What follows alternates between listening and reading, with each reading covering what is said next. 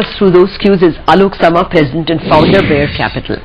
Alok, thank you very much for joining us today. Up first is really this concern.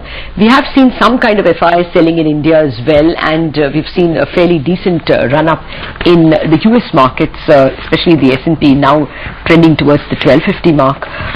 What's your sense? Is this trend of money going from emerging markets to developed economies a big worry for an India investor? I think the concern you referred to, there's been a fair amount written and said, and there is some reality in this, not just perception, that emerging markets are overvalued and there is better value to be had in developed markets. And as I said, there's certainly some truth in that. But I think the analysis is a lot more complex than that. Let me just step back. I mean, to me, a lot of the volatility in global markets is going to be driven by two major forces. One is, which has been in the headlines a lot, is the whole issue with respect to sovereign debt.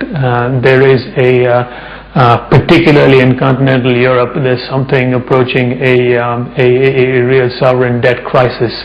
You've seen across the world, including the United States, a very substantial rise in government interest rates. Now some of that is related to optimism about growth, but by and large, there's very serious concern about the sovereign debt bomb in developed markets. And as you see concerns about that, headlines, news flows related to that over the next few months, I think that'll be a major factor that impacts risk appetite, and that'll impact emerging markets as well as developed markets. So that's one thing to certainly be aware of. I mean, Europe is in the near term, there's some very compelling issues that need to be addressed. But even in the US, I do think there's a bit of a leadership crisis, because you haven't seen the same type of leadership as you've seen in the UK, for example, in terms of getting ahead of the curve and attacking the deficit issue. So that's one major issue I would highlight as something that has created and will continue to create volatility in markets. The second issue is, it's growth. I mean, I think you saw Jim O'Neill from Goldman Sachs made some pronouncements yesterday about expectations that the U.S. market could move up higher by 20% in the coming year, mainly based on a rosier or a more optimistic, sort of a return to normal scenario in the U.S. I guess the jury's out on that. I mean, we remain skeptical. I think recovery in the U.S. housing market is fundamental. Higher interest rates, higher mortgage rates in the U.S., which you've seen over the last month in particular, are not particularly conducive to a sustained recovery in the housing market either. But that's another factor to watch. So I think as you see those forces play out, you will, I think that to degree will determine which way the markets go. There are a couple of concerns, though, Alok, that our markets are having. First, of course, the tightening of liquidity, hardening of commodity prices. Do you think the Goldilocks situation that our markets were enjoying in 2010 has come to an end, or you think the markets will take on a new high in the early months of 2011?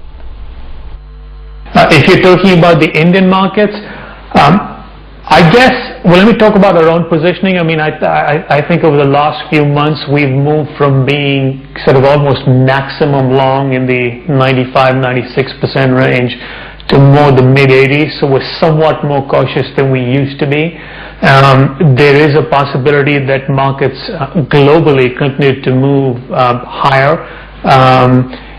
It would not shock me, but I think it's fair to say that we're somewhat more concerned about, and some of the things that the question you asked earlier and I alluded to, about flows into emerging markets. I mean, I think, again, step back. I mean, it's what's driven these Indian markets over the last year has been FII flows, right? I mean, you've had FII flows break new records. I think for this rally to be sustained, you need to see some real evidence of Indian retail mutual funds in particular stepping in and participating in a major way. Absent that, I think you're probably in range-bound market. I'm not unduly concerned about a market crash, by the way, but we're a little bit somewhat more cautious than we were a few months ago. So have you tactically adjusted your portfolios for any new sector overweights? Not any major sectoral adjustments. Our major bet in our portfolio, and it's about 20% of our portfolio, continues to be IT. Now, having said that, IT has been the best performing sector over the last 12 months. So we think sometime over the next few months that story would have run its course, and we're likely to cut back. We're long commodity stocks, steel, aluminum, for example. Though that's more of a short-term trade, and we can talk more about that.